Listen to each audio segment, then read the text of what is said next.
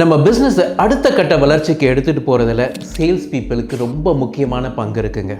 ஆனால் இந்த சேல்ஸ் பீப்புளுக்கு ஒரு அடிப்படையான சேல்ஸ் ட்ரைனிங் ப்ரோக்ராம் கொடுக்கப்பட்டிருக்கா அப்படின்னு கேட்டிங்கன்னா, பெரும்பான்மையான சேல்ஸ் பீப்புளுக்கு சேல்ஸ் ட்ரைனிங் ப்ரோக்ராம் அளிக்கப்படுறது இல்லைங்க. இதனால் வரக்கூடிய பாதிப்பு என்ன அப்படின்னு பார்த்தீங்கன்னா, ஒரு சர்வே ரிப்போர்ட் என்ன சொல்லுதுன்னா 70% ஆஃப் த சேல்ஸ் பீப்புள் அவங்க ரெவென்யூ கோட்டாவை அச்சீவ் பண்ணுறதில்லை. எஸ், 70%. சரி, இதற்கு தீர்வு தான் என்ன? நிச்சயமாக அவங்களுக்கு அந்த சேல்ஸ் ட்ரைனிங் ப்ரோக்ராமை நம்ம கொடுக்கறதுனால தான் அவங்க பெர்ஃபார்மன்ஸ் இம்ப்ரூவ்மெண்ட்டை நம்மளால் பார்க்க முடியும். ஆண்டர்பிரினர்ஸ்க்கு ஒரு கேள்வி வரும், சேல்ஸ் ட்ரைனிங் ப்ரோக்ராம் கொடுத்தா மட்டும் அவங்களோட பெர்ஃபார்மன்ஸ் இம்ப்ரூவ் ஆகிடுமா அப்படின்றது. உண்மைதாங்க. வெறும் சேல்ஸ் ட்ரைனிங் ப்ரோக்ராம் இல்லாட்டி ஒன் டே ட்ரைனிங் ப்ரோக்ராமில் பெரிய மாற்றங்கள் நிகழ்ந்துராது.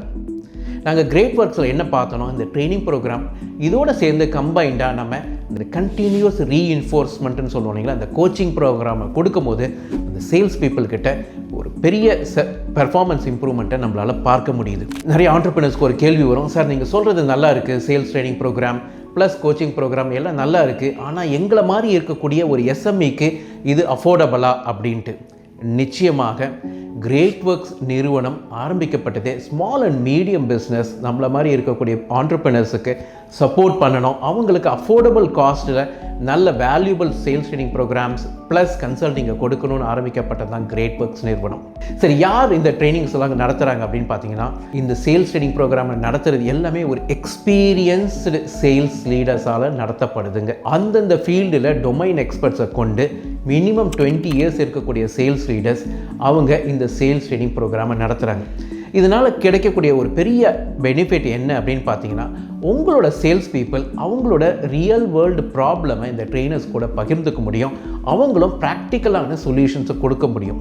நாங்கள் ஃபீல்டில் பார்க்குறது என்னன்னு பார்த்தீங்கன்னா, இன்றைக்கி பெரும்பான்மையாக அளிக்கப்படுற சேல்ஸ் ட்ரைனிங் ப்ரோக்ராம் எல்லாமே ஒன்று ஒரு சாஃப்ட் ஸ்கில் ட்ரெயினர்ஸோ இல்லாட்டி ஒரு மோட்டிவேஷனல் ட்ரெயினர்ஸை வச்சு தான் இன்றைக்கி அளிக்கப்படுது. அந்த ட்ரைனிங் ப்ரோக்ராமில் உட்காரும் போது வேணால் அந்த ட்ரைனிங் நல்லா இருக்குமே தவிர, அதை தாண்டி அவங்க ரியல் ஃபீல்டில் கொண்டு போய் இம்ப்ளிமெண்ட் பண்ணும்போது அந்த சேல்ஸ் ட்ரைனிங் நிச்சயமாக ஒர்க் ஆகிறது இல்லை. இதனால தான் பல சேல்ஸ் பீப்புளுக்கு அந்த ஸ்ட்ரகிள் இருக்குது. அந்த ட்ரைனிங்க்கும் அவங்க ரியல் ஃபீல்டில் எக்ஸிக்யூட் பண்ணும்போது நிறைய கன்ஃபியூஷன் வருது. If you are interested to know more about great work sales training program, எங்களோட வெப்சைட்டில் இருக்கக்கூடிய அந்த சேல்ஸ் ட்ரைனிங் பேஜை நீங்கள் பார்த்தீங்கன்னா மோர் டீட்டெயில்ஸ் இருக்கும்.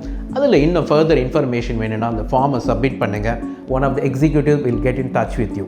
தேங்க்யூ.